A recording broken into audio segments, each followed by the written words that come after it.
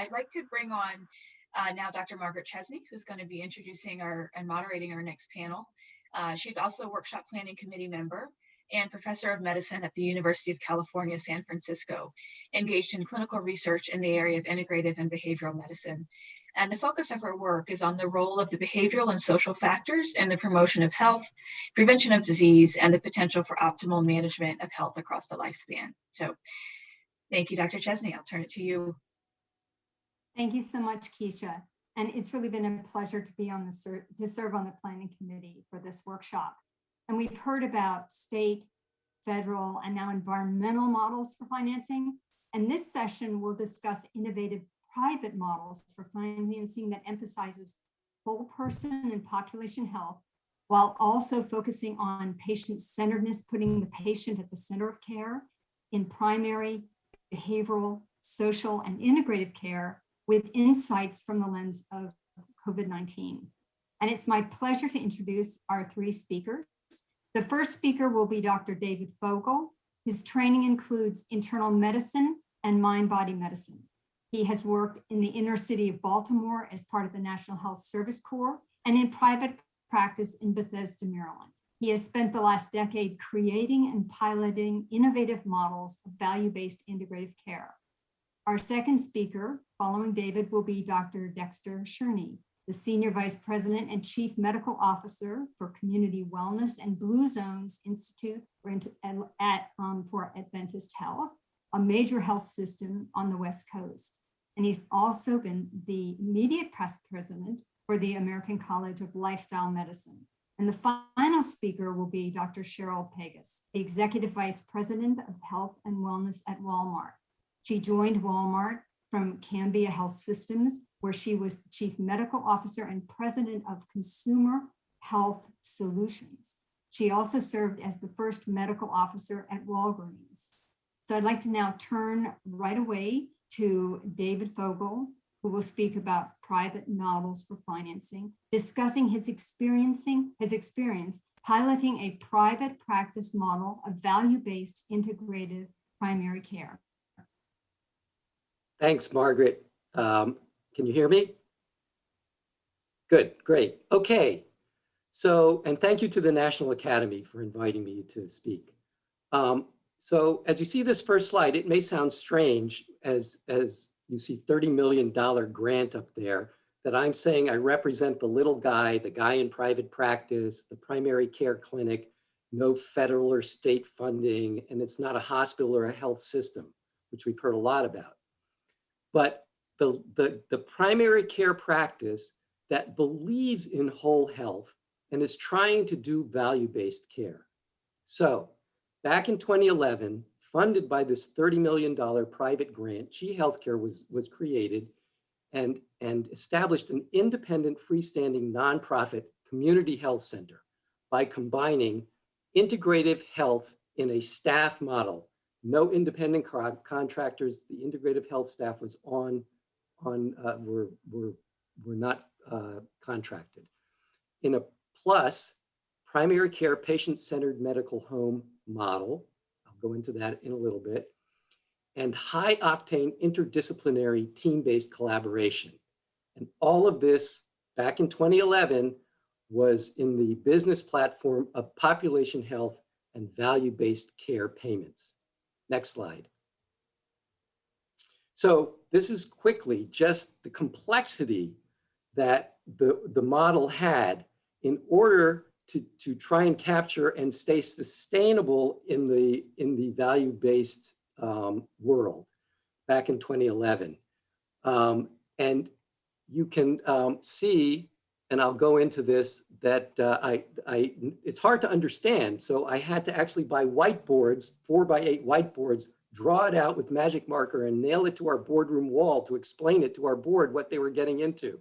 Next slide. This is just the cleaned up graphic, which I'm going to focus on 3 parts to. Next slide. So the core of the practice really revolves around the integrative primary care patient-centered medical home. But as part of that, I want you to see at the very center, a decade ago, the patient's experience, and this is what really drives healthcare, I think, into the getting people to take responsibility for their health. The patient's experience was at the center, and right around that was the healthcare staff, the providers, but also the rest of the staff.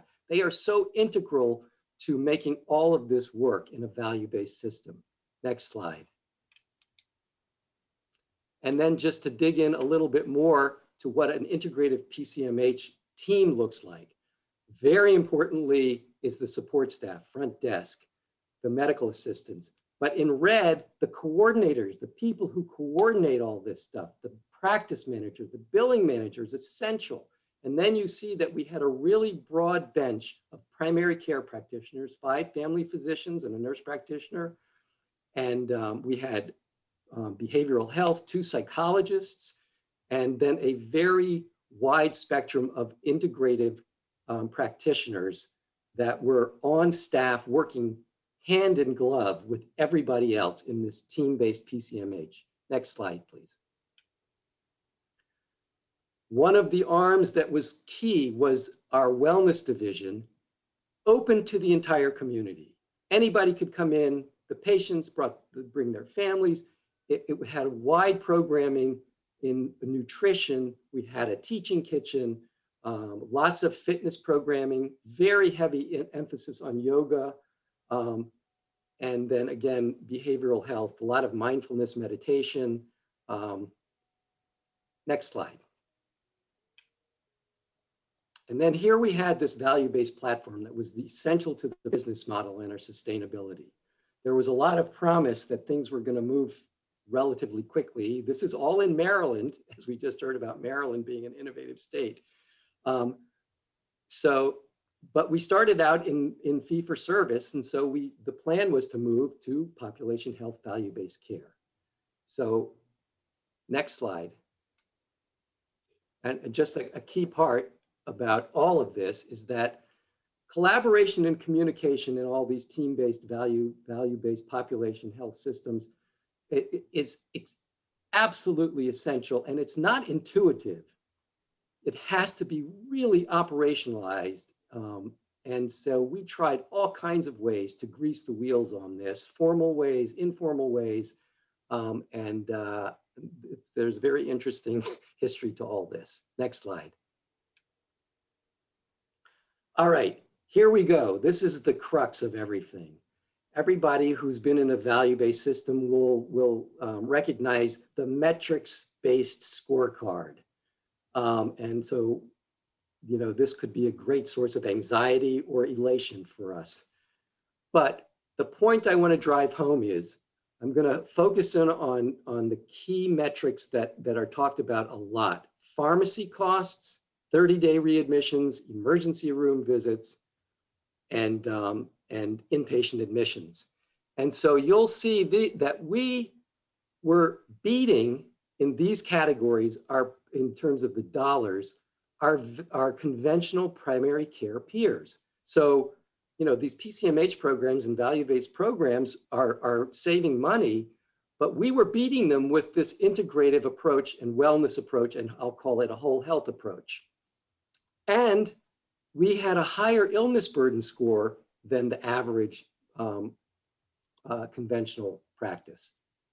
Next slide, please. This was our ACO. You can see we were doing well here. Metrics, this was a Medicare shared savings ACO. Annual wellness visits, optimal coding, high risk plans, and transition of care plans. These are the things that you get paid and live and die by. Next slide. And then the all important patient satisfaction score. And so after 4 years, it really took us a while to get things well oiled and operationalized, but after 4 years, we were doing really well with patient satisfaction. Next slide, please. So it turns out $30 million wasn't enough. And why not? Because we really did create the value in value-based care. But we were only, the value was only one gear. in this really complex system, this machine of gears that we call healthcare in America. Next slide. So it's this high complexity network of all these different places, that locations and communities and industries, and a lot of them are immature or reaching maturity, and they're all spread out all over the place. They're fragmented, and there's no central decision-making body. So next slide, please.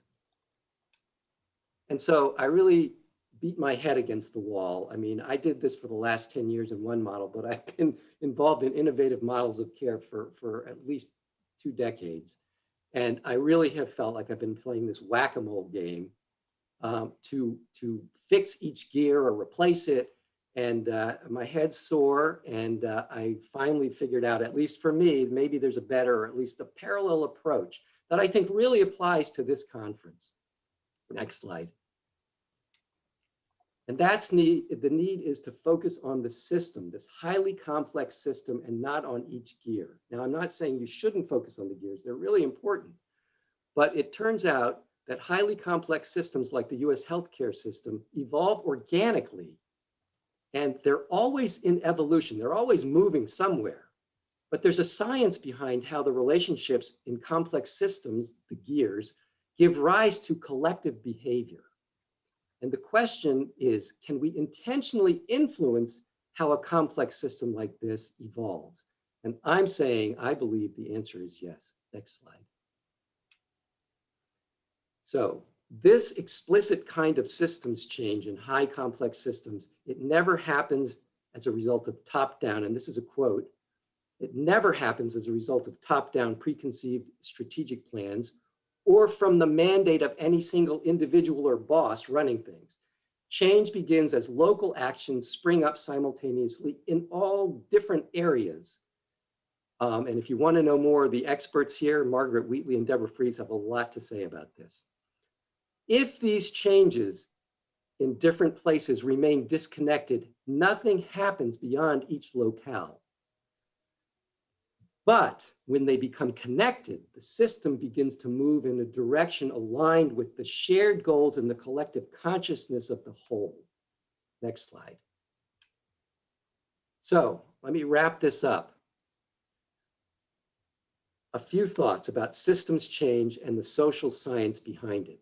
That the world doesn't change one person at a time. It changes as networks of relationships form among people and organizations, and I'm going to call these people and organizations trailblazers, who discover that they share a common cause and a vision of what's possible. The first step is that these trailblazers have to find each other and connect.